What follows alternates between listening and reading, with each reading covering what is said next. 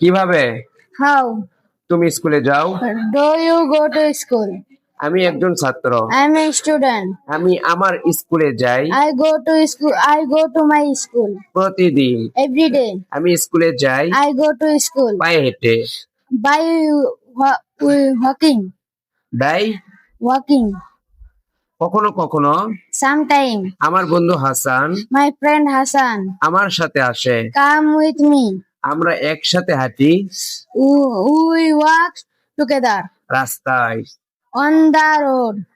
আমরা কথা বলি We talk এবং পথে আনন্দ করি।